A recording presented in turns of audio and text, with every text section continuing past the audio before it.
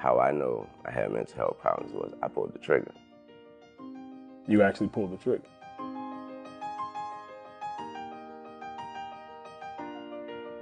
Welcome to Uncomfortable Conversations with Emmanuel Acho. Now, I know most of y'all know this series is a dialogue around race, a much needed dialogue. But there are a lot of conversations that also need to be had around mental health. Now, Simone Biles and Naomi Osaka, young global superstars, they brought this conversation to the world stage at the most recent Olympic Games. So I'm privileged to be joined by someone who knows all there is to know about being a young global superstar, 5-time Grammy Award winner, but for the sake of this conversation, just a man who struggled with mental health. Wayne, what's up, bro? What up, man? How you doing? All good. All Thank good. you.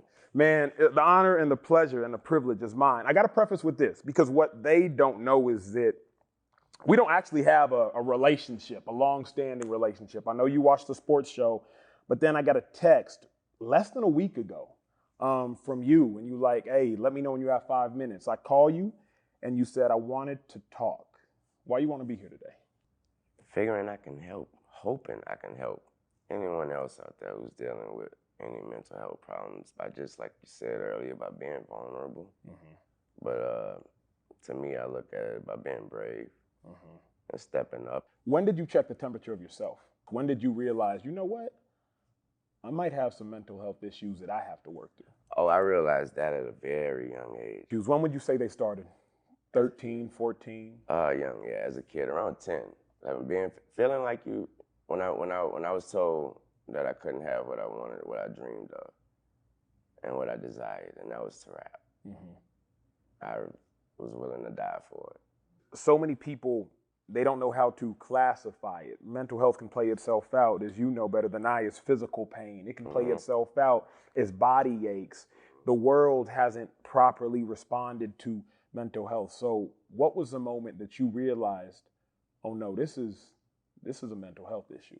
Once my thoughts got radical and got, to where you got to stop yourself and stop and pause and say, what did you just think again? Or even if you cried yourself to sleep with that thought on your mind and wake up the next day and be like, I cannot believe I was thinking like that. Thoughts like what? Thoughts like killing yourself. Break this down for me, because I've never and I couldn't walk a step, let alone a mile in your shoes. Why did you feel the need to be so extreme? For those that are battling mental health issues, it appears that you trying to take your life was really just a cry for help. Mm-hmm.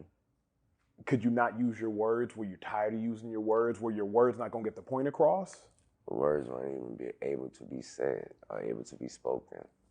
My mom, the way she was then, you don't speak in that, ladies. You don't speak about, you don't tell her your opinion. What? I wish. I'm from one of them families where, your mama kick your ass and straight up, and you don't talk back, and you feel what I feel, and none of that didn't go. Mm-hmm. Yeah, and also I had no father.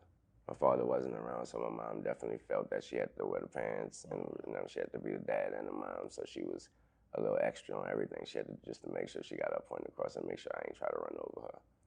And so again, words that was again the loneliness. So when you have no one to vent to, no one to get this out to, you can't bring it to your friends at school. You're still trying to be cool to them. You're not trying to let them know that I got something going on at home. So what I never said was, so the mom that I knew before that day on my life and everyone's life in here have never met or seen or heard that lady again in my life. So I didn't die that day, but somebody was gone she's never been that way. So as far as the parents out there, obviously that was an eye-opener for her. And what she decided to do was, I let my flower grow. Got you. So that incident changed her. Everything. Changed life for her, I, and our whole family. Man, well, I appreciate, the vulnerability, bro. I appreciate the bravery. I appreciate the transparency. I appreciate the honesty, because I can't imagine how hard that must have been. Let's transition down the timeline of your life, because that was 12. By 18, 19, 20, 21, you were now a mega star. That's when your boy fell in love with your work. Appreciate that.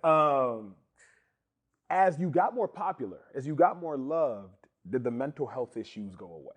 They didn't go away, but they came in a different. They came in obviously they come in a different in a different way because of the maturity.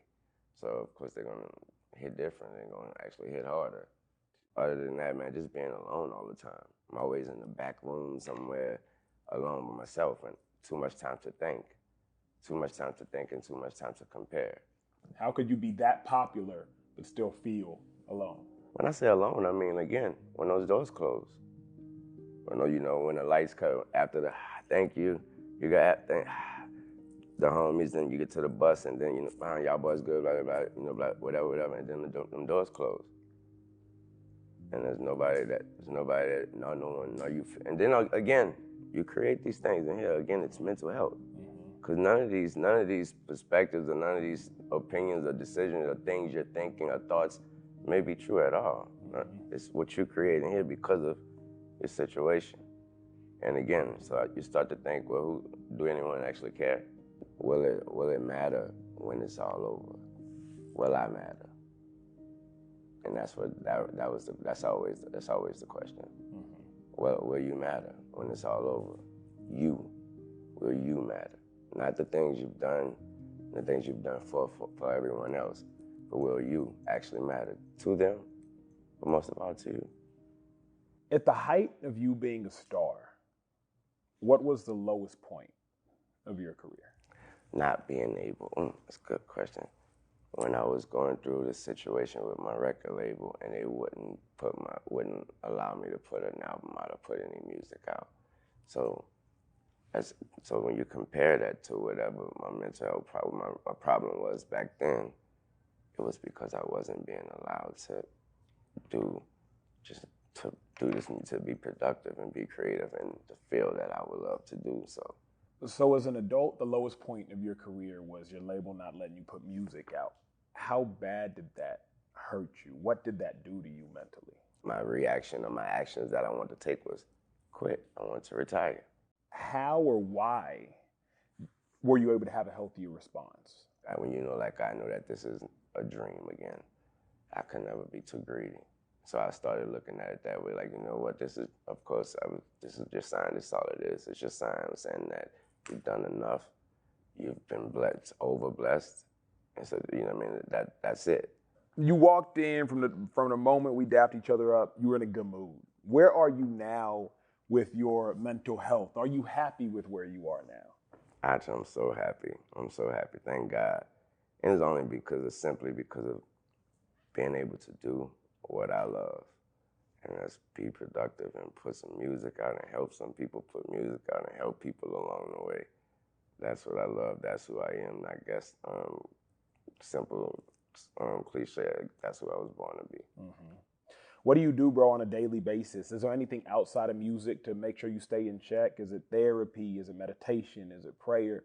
What do you do to make sure you stay happy with where you are? I pray every single day. And I think I've said that a zillion times already. I pray a lot. That comes from my grandmother. And she just made me, you're going to pray regardless. And even if you don't know it, you're too young to know what you're praying for, you're going to pray. What do you wish people knew about mental health? What I wish they knew is that it's real. That is real. And there is no bar to measure how real. It's real. And so it's so real that if someone even have the guts, the heart, the bravery, whatever, to at least admit that they have something going on up there that they're not sure about, it's so real that we should only react in the realest way possible. We should remember it's not considered. And if you are a parent of a kid with a mental health problem or something, you think, like I say, even if you think, react with the realest reaction.